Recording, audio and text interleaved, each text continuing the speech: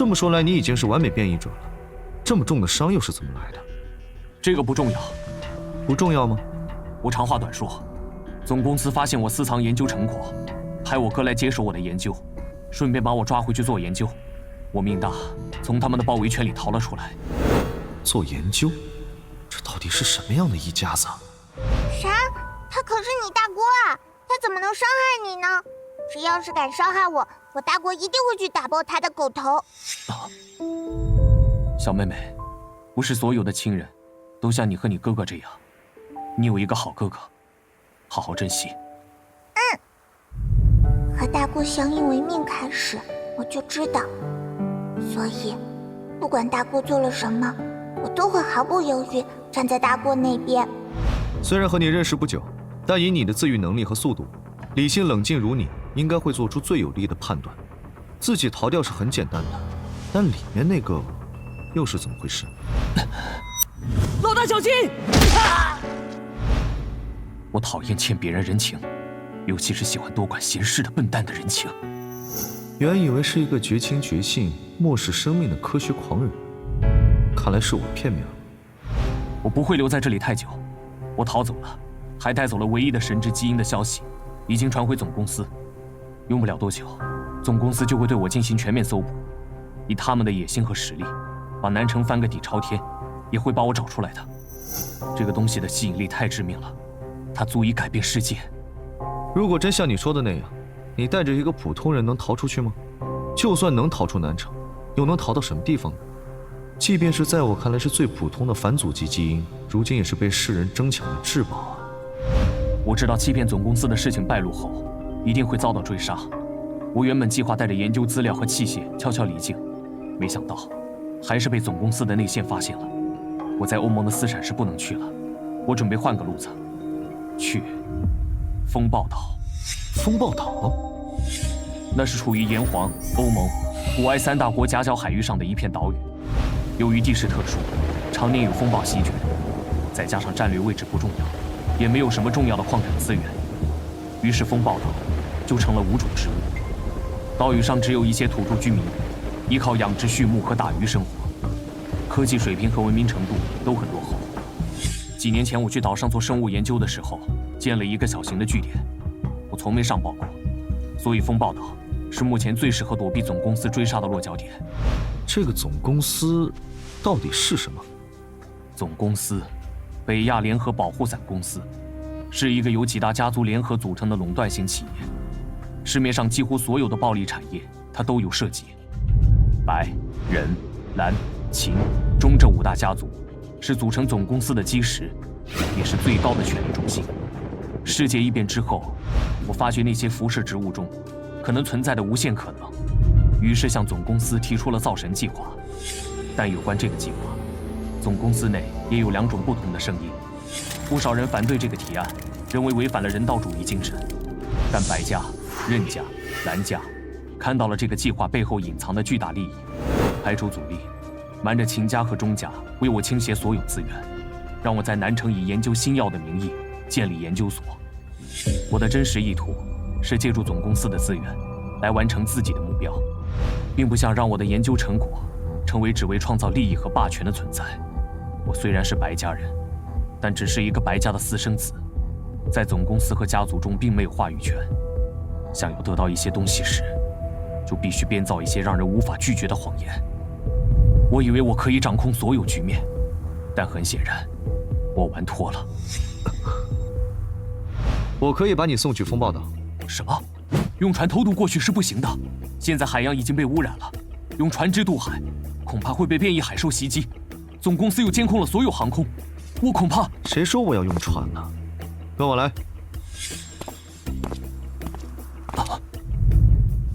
投资，要的是最大限度的回报。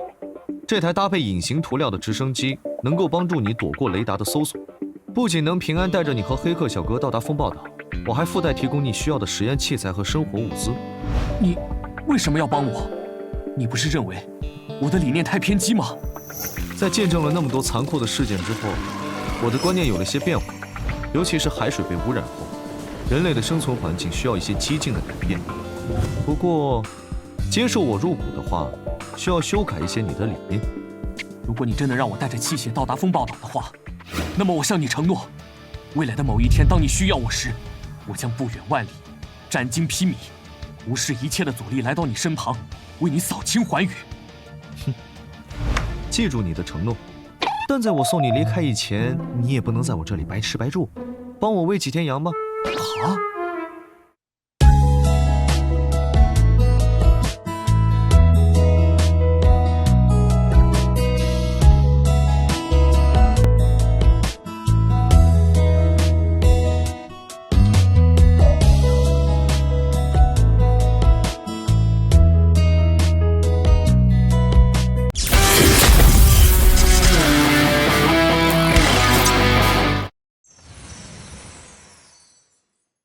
他会反抗，你早就预料到了。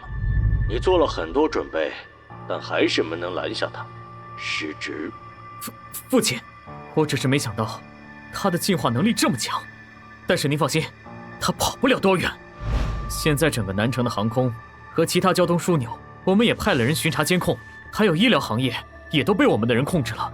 兰宁只是一个普通人，受了重伤，不靠系统的医疗救治，一定活不成。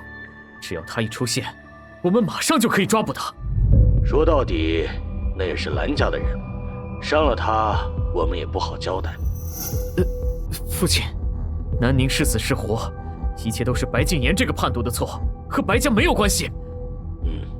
你处理好这点就行。父亲放心。我听说他已经完成了完美变异，是吧？是啊。真没想到5大家族里第一个完美变异人是我的儿子。如果不是因为他的思想太过离经叛道，让他做我的继承人，也是个不错的选择。我们白家继承人必须在各个方面都是最优秀的存在，不要让我失望啊，景明。3天之内，如果我抓不到他，我放弃在总公司和家族的一切特权。这是你自己立下的军令状，3年后我要听到你的好消息。把任晓带过来，我要亲自问他一些问题。是。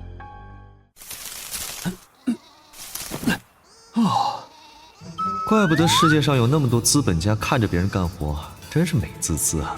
喂，老白，你工作起来很熟练吗？老白，说实话，我8岁之前经常干这种活。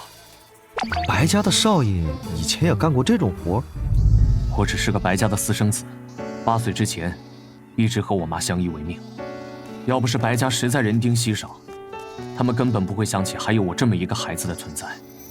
不过无所谓，我也不觉得自己是白家人，这个姓能让我得到我想要的资源就够了。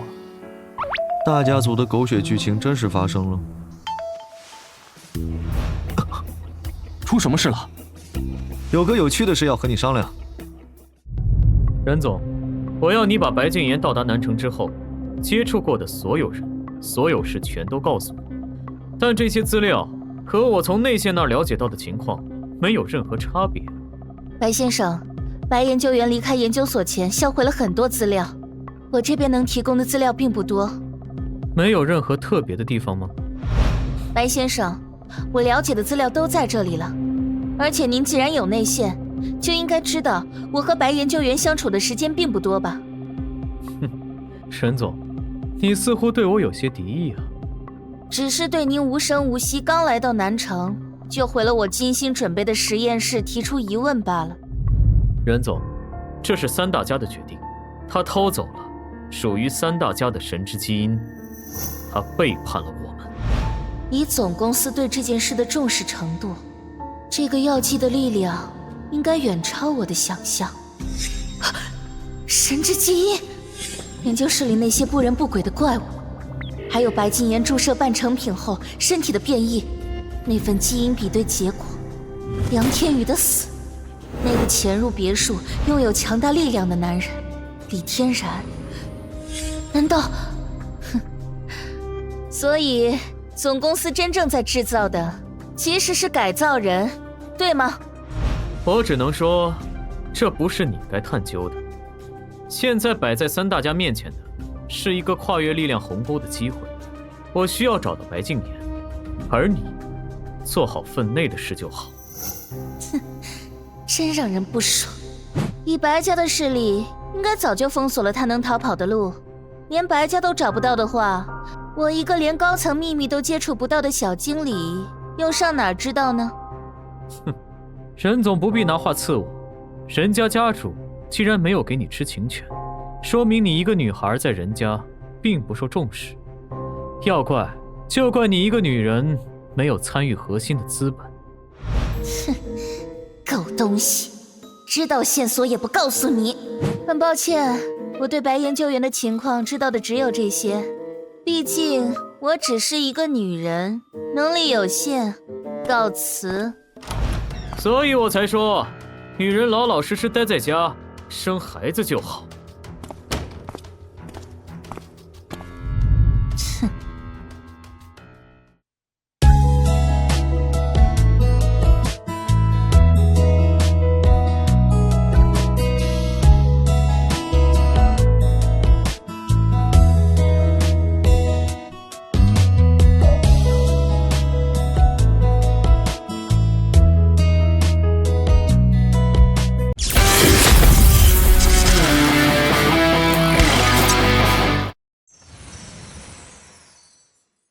李老板，我是天润的任晓。任小姐，有什么事吗？我知道白敬言在你那里，我有很重要的事情需要和你见面谈。我听不懂你在说什么。你知道我在说什么？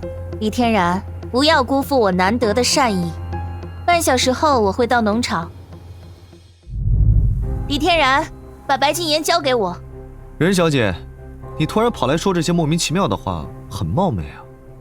不要和我打太极，那份 DNA 比对报告，我的人也拿到了。要说白敬言和你没关系，我是不信的。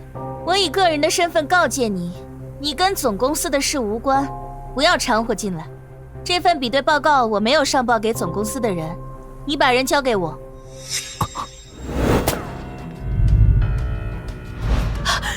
哪来的狙击手？还真是没想到，我那个精明的弟弟会躲在这么一个破旧小农场里。谢谢你带路啊，任总。不过你还是好好想想，给叛徒通风报信，要怎么给人家交代吧。你怎么会找到这里？你跟踪我？哼，我连我白家的私生子都不信任，又怎么会相信你一个女人呢？你的所有设备都被我监听了，之前随便激一激你，你就露出马脚了。想偷偷带走白敬言，交给人家，所以我才说你们这些女人呐，真是蠢得可以。和我那个私生子弟弟一样，都是上不得台面的东西。别乱动，我的狙击手技术可是顶尖的，咱们和平解决嘛。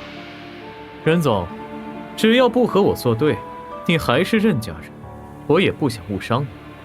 好了，这位农民小哥，把他交给我吧。看你这穷酸样，连件厚衣服都没有，想必经济很是拮据吧？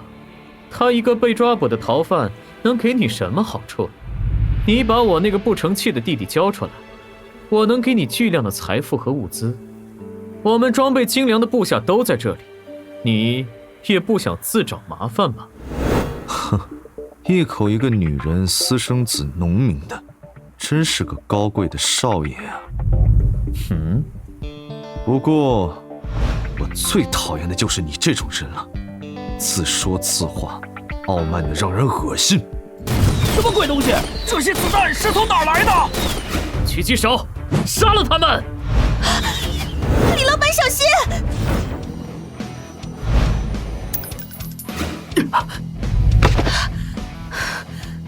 任老板，怎么缩在车后面了？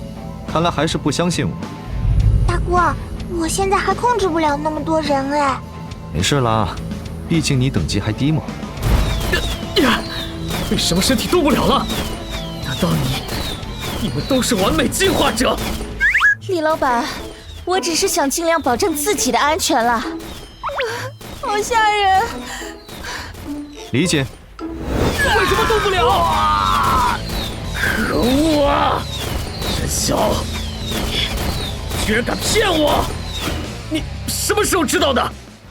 你连自己的亲弟弟身边都安插了内线，我当然会防着你了。第一个怀疑的就是设备安全，我就检查了下，果然发现你在监听。抱歉。然后我就借了一位同事的手机发消息给李老板，一起演了这场戏。得亏你抓人心切，把所有的部下都带过来，也省得我们一个个收拾了。你有点控制不住了。喂，白敬明，你该死！白敬言，你现在早已不是靠钱权和武装力量就能掌控的世界了。死在你看不起的女人和私生子手里，感觉如何，白大少爷？你们敢动我，白家和任家不会放过你们！你们能背负得起杀死白家继承人的罪名吗？那如果白家的继承人不追究呢？你在说什么怪话？白敬明，你别忘了我也姓白。你敢？难道不怕？我有什么不敢的？杀了你，白家就只有我这个孩子了。你觉得以老爷子的个性，即使再心疼你这个他视为继承人的大儿子，但是在只有我这一个儿子的情况下，短时间内他会动我吗？不可能！你这低贱女人生出来的杂种，老爷子不会承认你的。那可不是你说了算的。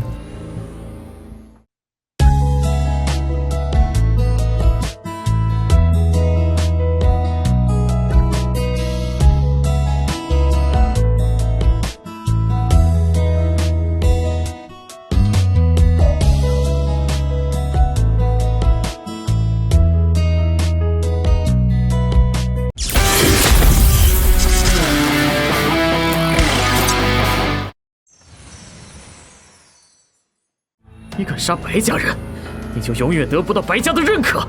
等你没有了利用价值后，老爷子不会放过你。白家的认可是什么很重要的东西吗？我已经失去了一切，没有什么值得让我畏惧了。我自己就是白家。白家那边抓到人了，真不好意思，让您失望了。敬言，你也是我的儿子，不要做错事，和敬明一起回来吧。你所有的地位和待遇都不会改变。恐怕只有在这种时候，我才是你的儿子。我的父亲，有一件很不幸的事情要告诉你：您选定的继承人，白家未来的掌权者白敬明，刚刚死在了我的手上。你杀了你的家人！自从8岁开始，我就没有家人了。我现在正式通知你，白长云先生，如果继续对我进行搜捕，我会将手里的药剂无偿贡献给官方，亦或者我可以把它交给宙斯公司、狮子王财团。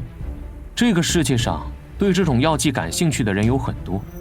我现在是你唯一的儿子，也是唯一有权继承白家的人。如果你想保留我们之间最后的情谊，或许等你寿终正寝之后，我会顺便将白家继续昌盛下去。你，当然，如果你选择全力来杀掉我这个不受待见的野种，为你最疼爱的大儿子复仇，那么我同样接受。但我可以明确地告诉你，只要我活着，我都会让白家家破人亡，让每一个姓白的人死无葬身之地。老爷子，我短期内不会回到炎黄了，你可要保重身体。要是气坏了身体，想撑到我回炎黄的那一天就难了。老大，你觉得你父亲会妥协吗？即便再理智的人，听到自己最疼爱的儿子被杀，也会变得疯狂起来。这就是身为上位者的苦恼。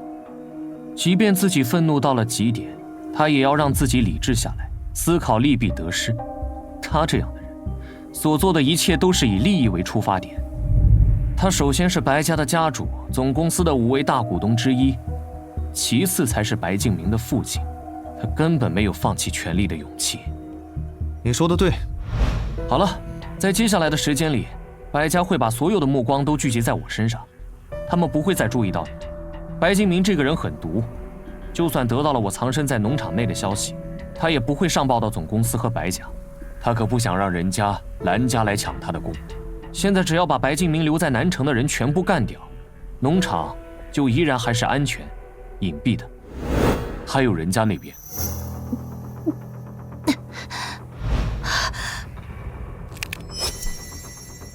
干嘛？过河拆桥吗？白敬明的死我也有份，我们可是一根绳上的蚂蚱。任小姐，不是我不想信任你，我实在想不到你帮助我的理由。站在总公司那边对你来说是最没有风险的选择了。白敬明来的突然，出于谨慎考虑，请原谅我事后发难。我不想因为一个信任度不够多的你，让李老板身份暴露。你们，老白，先别动他，听他说完。好吧，和你们临时合作确实是有风险，但是我更想赌一把。我相信和我有同样立场的你，比总公司的人更值得信任。另外，大概是我在白大少爷嘴里又一次听到那种性别论调，实在是让人厌烦透顶。五大家族里通过性别血统划分而区别对待的事情不在少数。我决定帮你，是希望你也能助我爬上人家家主的位置。被两个不受待见的边缘人夺权，那些老家伙的脸色该是多么有趣呀！你难道不期待那一天吗？任小姐，你很有趣。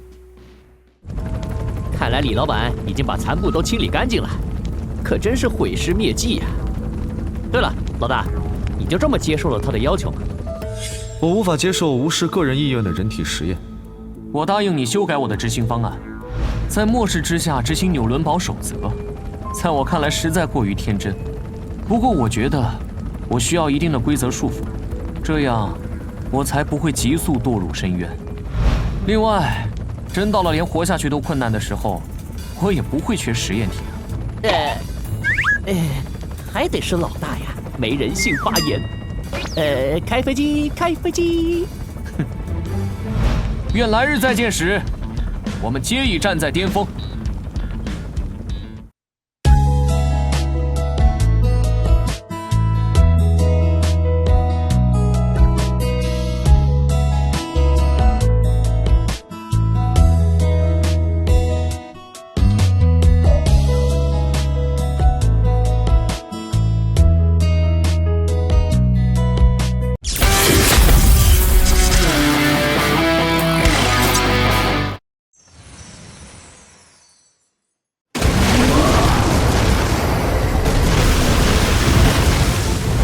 50号海域已清理完毕，继续巡查。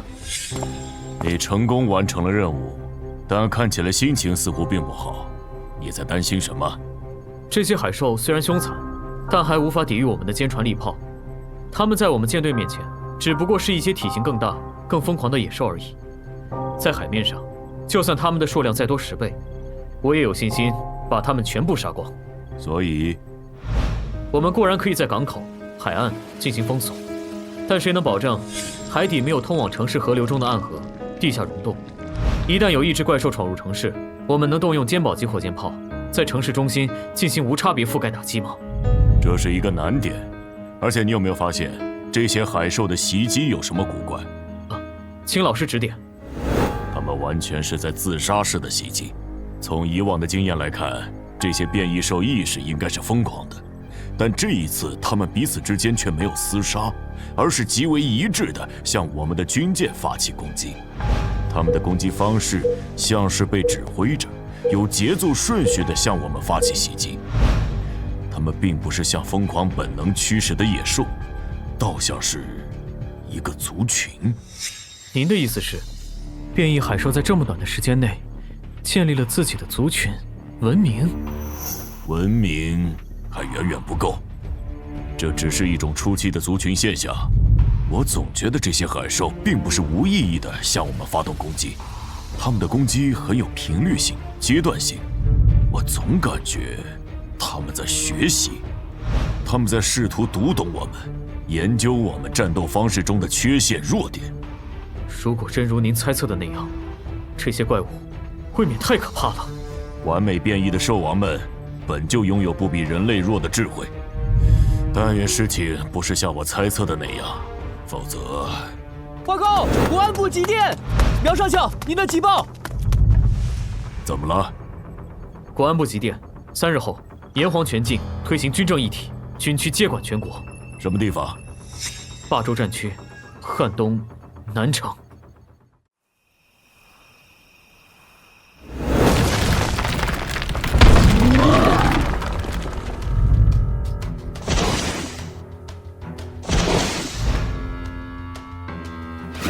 亲爱的，好像有奇怪的声音。哎呀，你饿得出现幻听了吧？我啥都没听到。真的呀，就在说。紧急通知！紧急通知！南城市1级警报，兽王入侵城市。距南城市200公里的梅溪镇，5000多人一夜之间全部死亡。请各位村民集中到市区避难所集中避难，请各村镇居民集中避难，方便统一管理。食物的味道。警报！有巨大热源反应正在接近农场。小东西，你这样的在水里还不够我塞牙缝呢！我可是王！力量850，速度105，进化特性狂暴，致命缺陷大脑，一头空有体型的肉身而已，也配称为王？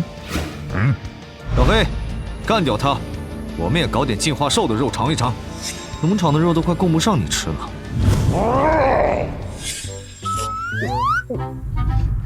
大哥，肉熟了吗？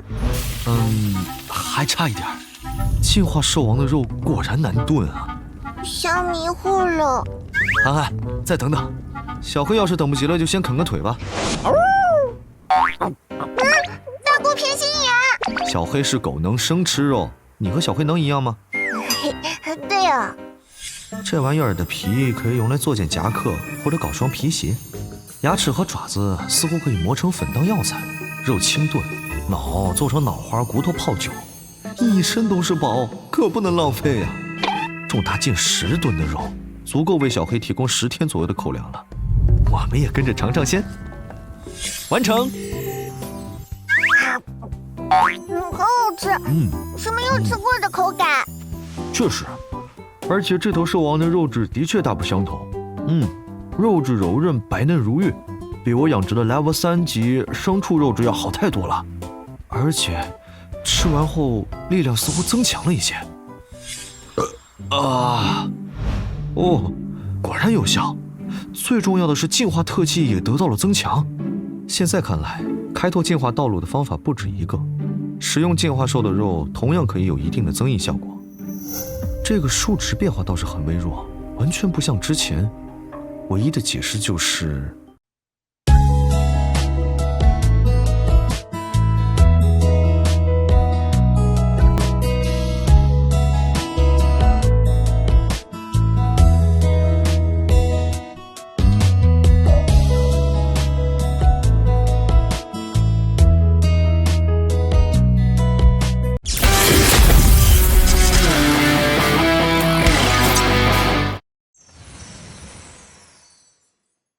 融合同类的进化速度比食用其他进化族类的效果强大得多，难怪那只虫子会毫不犹豫地吞掉自己的同类。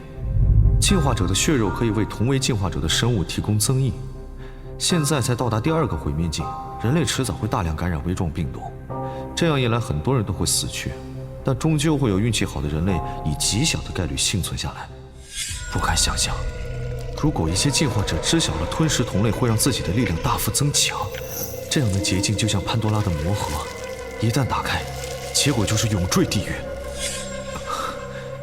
不知道有多少人敢无视一切道德法度，去做那些丧心病狂的事。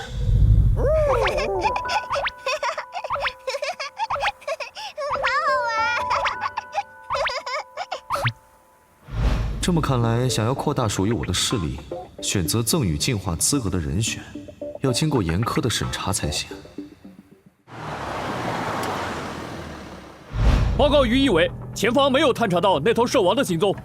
怎么回事？我们跟踪痕迹追踪到附近，但它消失得无影无踪。奇怪，这头兽王并没有进化出飞行能力啊，痕迹是怎么消失的？这还不是最奇怪的，我们在附近找到了一些鳞甲的碎片，从鳞甲的痕迹来看，像是被利齿咬碎的，而且周边也没有找到那头兽王离开的痕迹。什么？难道还有另外一头更加强大的兽王在？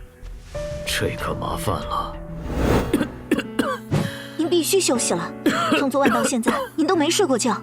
虽然议会已经解散，我就是个闲散人士，但是兽王还没有抓到，我实在是不能安心。我刚工作的时候也是军警局的军人，后来才转入会议。虽然现在年纪大了，但让我坐在避难所里，我待不住。可是，于一伟，您这是……没事，一点老毛病而已。小袁呐，不用替我担心。就现在这世道，活得太久，可能要经历更多难以承受的事。能为炎黄早早燃尽自己，说不定也是种幸运。小伙子，还有什么可疑的地方吗？报告一伟，要说可疑，这附近非常荒凉。发生那件事后，附近村民都迁去市里新修的避难所了，只有3公里外有个农场，还有人活动的痕迹。农场吗？离发现碎甲的现场这么近，居然没被兽王破坏，不正常。农场？农场？难道……走，去看看。是。难道又是李天然这小子干的？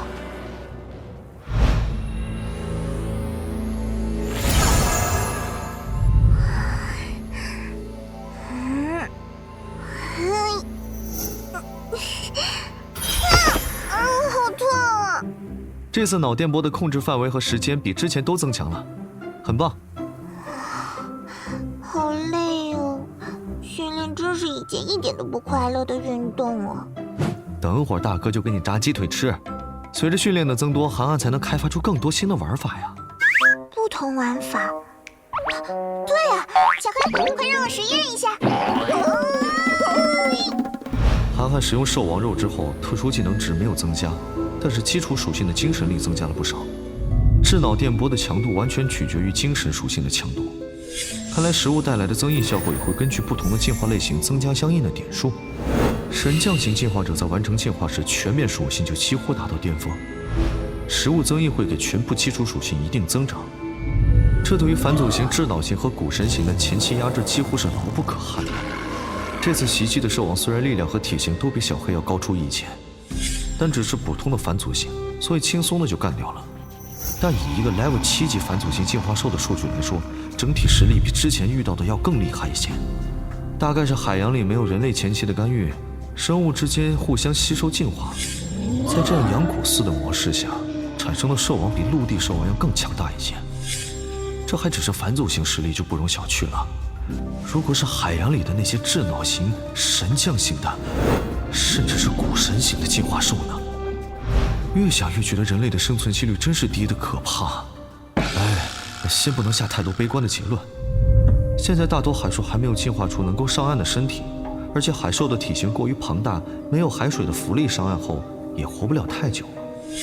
在海兽没有进化成能够自由行走在陆地上的形态前，人类还有喘息的空间。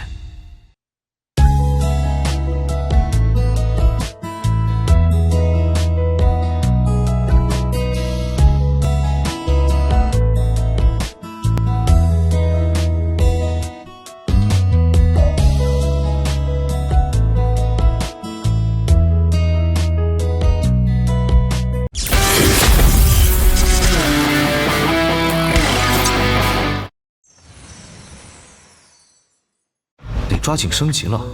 话说回来，本来还想着抓一头兽王回家养着，凭这兽王超强的自愈能力就可以无限吃肉了。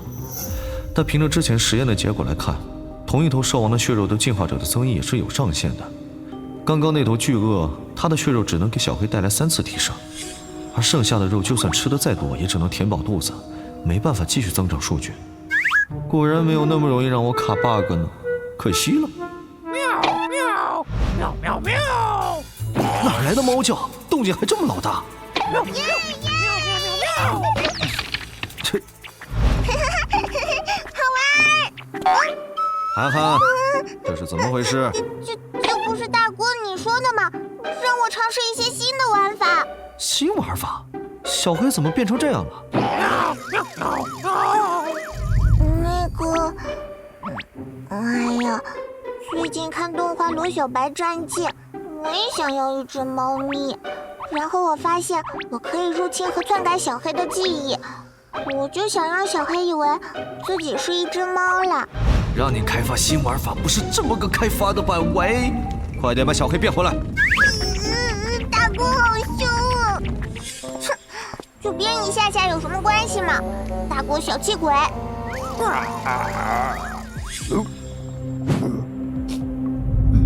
小黑，你怎么了？大哥，小黑说附近出现了新的食物啊！哦。这些臭螃蟹的壳好硬啊！可恶，这些海里的怪物怎么都在往陆地上跑啊？不行，机枪根本打不动。瞄准眼睛！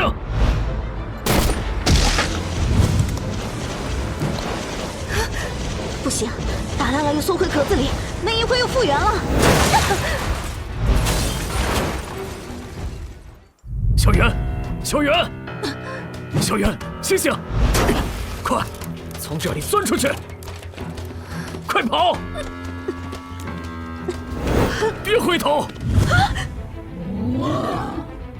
别让小陈的死白费！走！小心！于一文，于一，稳了。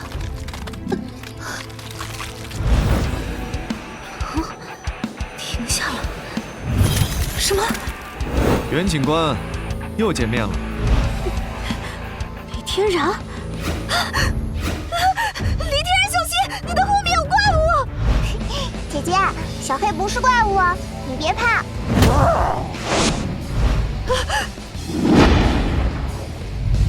又是只公蟹啊！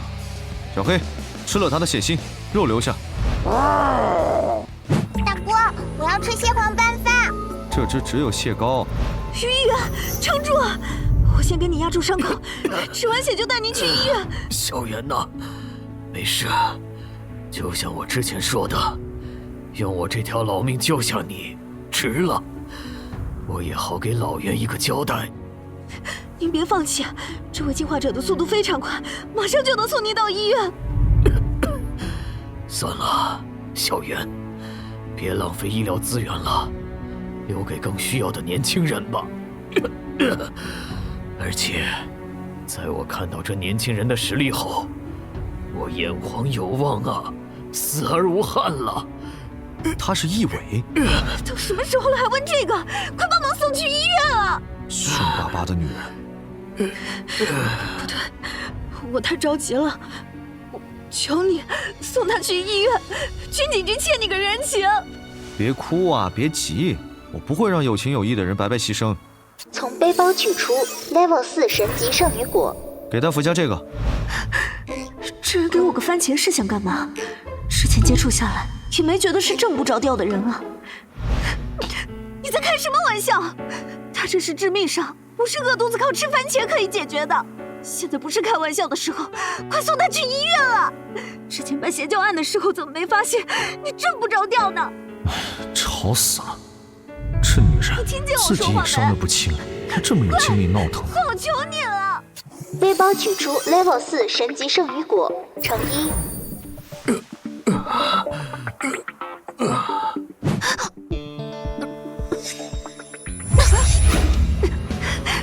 身体突然好热。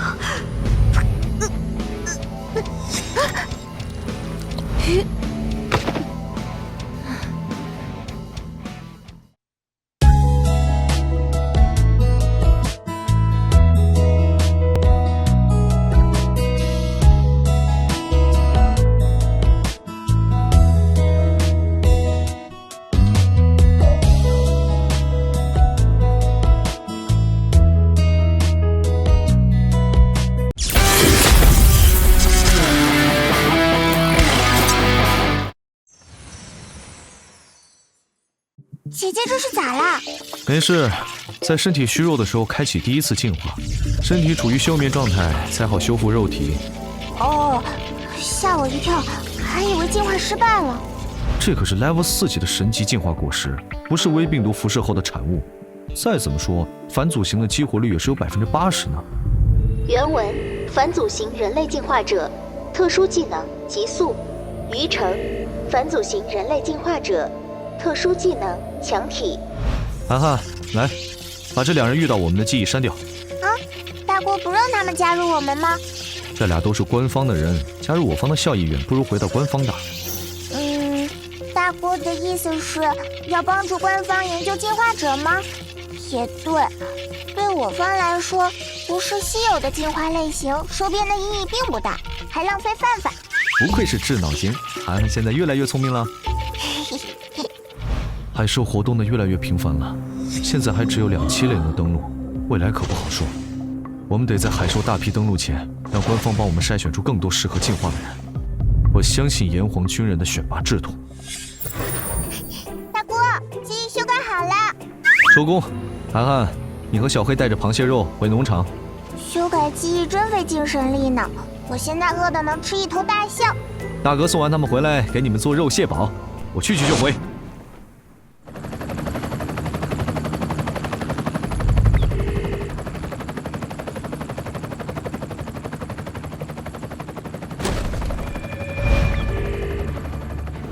长官好。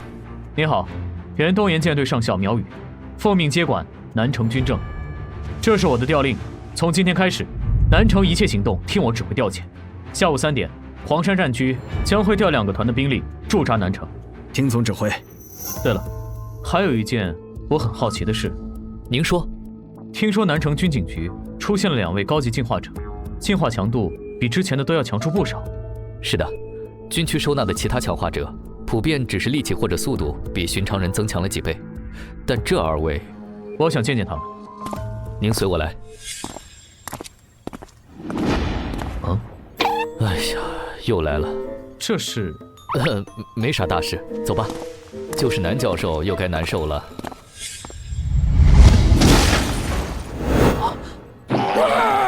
这可是我最新研究的最成功的变异兽和超强纳米玻璃呀！抱歉，没注意控制力道。都是科研经费啊！你赔！南教授，对不住了。这神类进化者居然也出现了形态上的变化吗？是的，异化显像，这是之前军方的进化者都没有的形态。不仅如此，余城的身体数据比其他人都要高出不少，甚至还开发了特殊技能，我们叫它暴血，就是维持的时间只有3分钟左右。真有趣，听起来像是能短时间内狂暴的能力，我真是越来越好奇了。另一位完美进化者在……喂，你是在找我吗？你就是接替我爸爸上任的苗宇上校吗？久仰大名。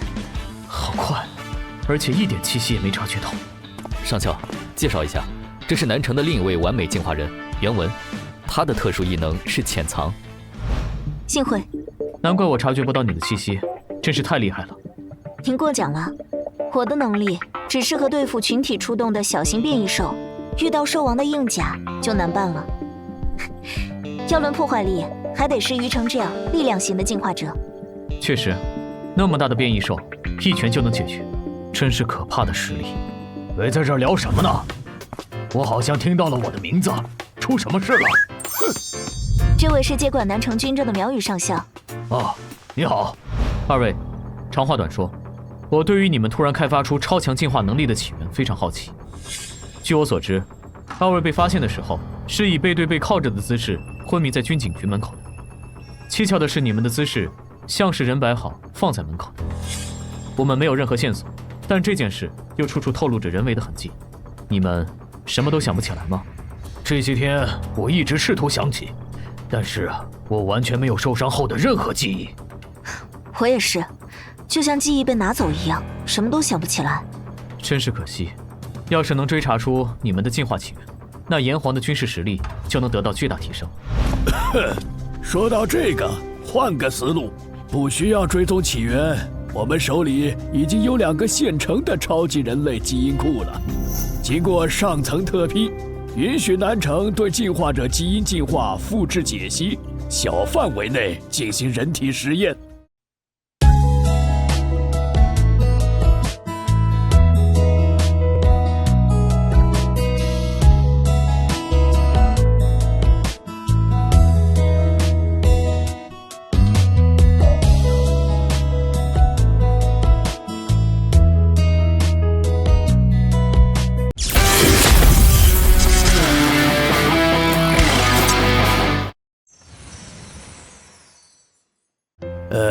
现在比较难办的是资金问题。根据计算，想要复制出1名进化者的成本可不低，而且你也看到了，以进化者的破坏力，需要开发更坚固的训练场和服装，还有对标进化能力的专属武器。现在炎黄联邦的大部分预算都用在建立避难所和战争储备上，希望苗上校能帮忙多申请一些资金。没问题，我会向上级强调这个计划的重要性，尽可能的多申请资金。海兽在陆地出现的越来越频繁了，东岩舰队清理不及时的漏洞只会越来越多。希望能尽早复制出更多的进化者。要是海兽开始大规模登陆，恐怕……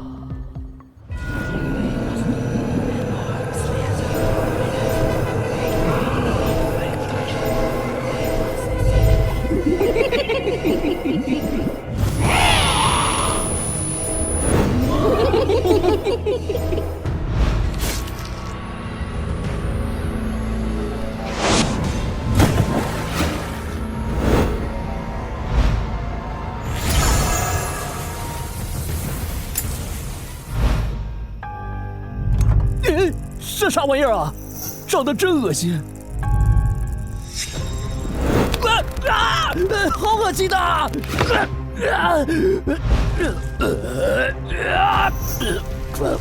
王，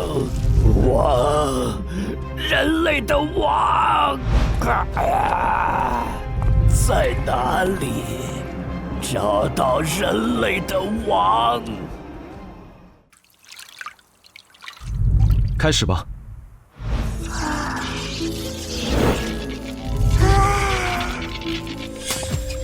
你感受到了什么？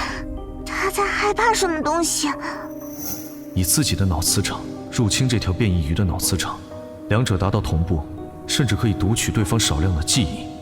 智脑型相比其他几种进化类型，虽然身体数据弱了一些，但在某些特殊情况下，它甚至比古神型更加好使。很好，休息一会儿，继续感知。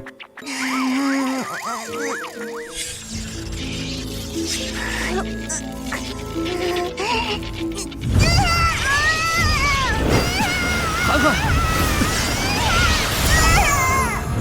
涵涵，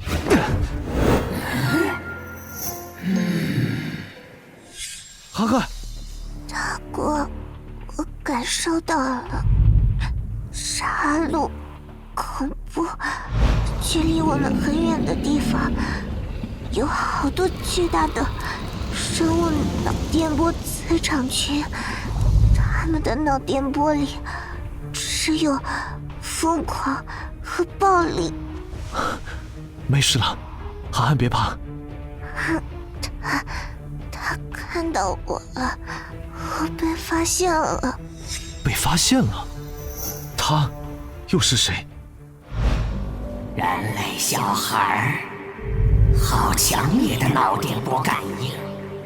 一个人类小孩拥有这么强的脑电波，他一定就是人类的王。找到他，我海族的仆从啊！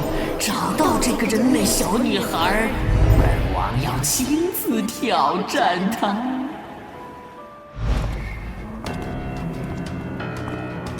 不要！求求你，放了我！不是他！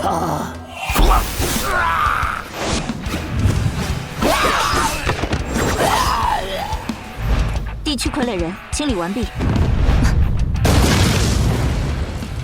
呼，看来 F 区也解决了。这些鬼东西呀？到底是哪里冒出来的？别都清楚了，给我带点活体样本回来。收到。收到。南教授，有件事我要向你汇报一下，关于傀儡人，他们反复提及的几个词，我觉得有些异常。小女孩和找到人王。人王？是的。这些傀儡人的行动轨迹像是在找什么东西。我速度太快了，都没注意。他们应该是被一个主体控制着。结合这些关键词，我有一个很不好的猜想。这是最后一根蟹腿了。那我不是没有海鲜吃了吗？真是个馋猫，农场里的水产还不够你吃啊！嘿嘿，但是我觉得这些进化兽的肉味道更奇妙呢。而且不光是味道的原因，农场里的肉类产量也不够小黑吃的啊。这确实是个问题。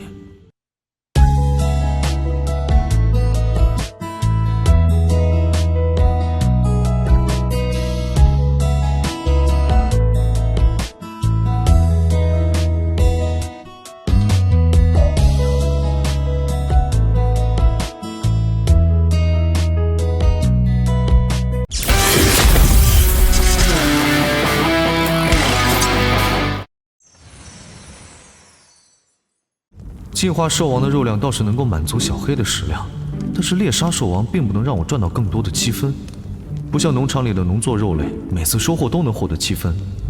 猎杀变异兽对农场的升级起不到啥作用，有些不划算啊。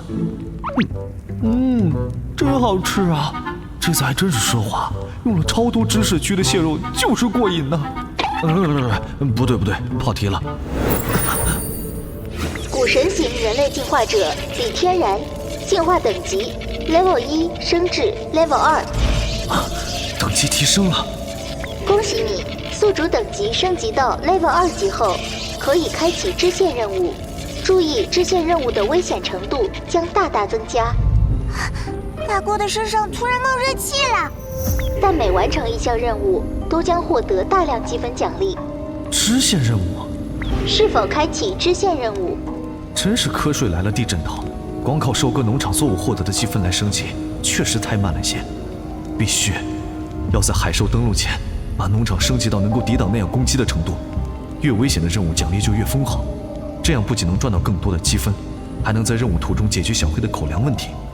还有就是，那个和涵涵意识连通的生物，他见过涵涵，肯定发现了涵涵的进化能力。要是来抢夺融合，涵涵就危险了。而且那个家伙能距离数千里感应到涵涵的脑电波，他一定很强。但是不管他多危险，我都得快点升级，开启支线任务。宿主已成功开启支线任务，支线任务已到达，是否接受支线任务？接受。这是支线任务，傀儡之城已接收。目标1：消灭傀儡人，乘1000。目标2：抵达城市中心，找到换水晶石，破坏建造中的换水晶石。换水晶石，傀儡城。任务完成倒计时48小时，任务失败将会触发惩罚。这就是傀儡城，那个发光的地方，应该就是换水晶石的位置了。背包里物资准备 OK， 任务完成会有多少奖励呢？真是期待呀！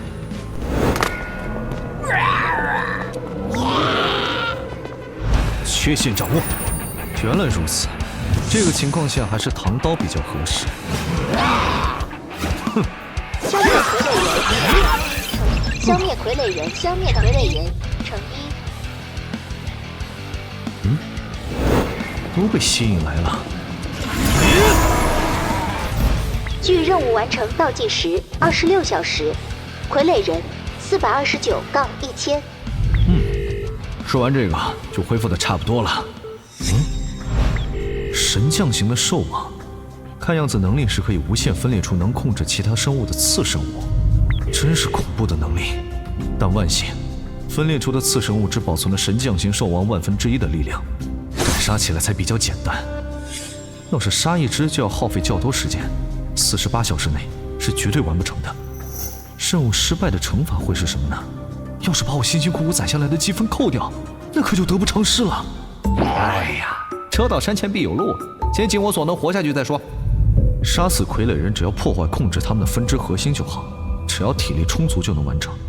还有26小时，时间还挺充足的。直接去中心水晶那儿吧，附近的傀儡人都被我清理的差不多了，那儿聚集了数量最多的傀儡人。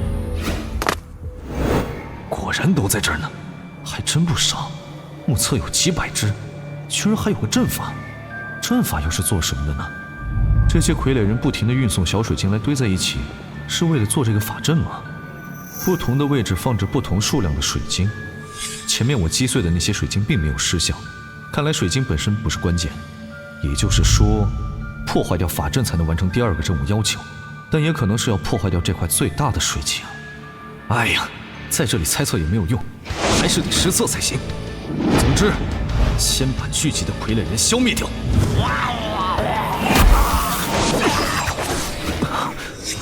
怎么回事？疲劳感比刚才来的快了很多，使用重力技能后消耗的力和精神增加了。糟，大意了！果然，想完成支线任务没那么容易。难道用古药剂恢复完体力后，消耗的体力会逐步增加吗？不能再继续使用重力了，不然傀儡人没杀完，我就要因体力耗尽被人潮吞没了。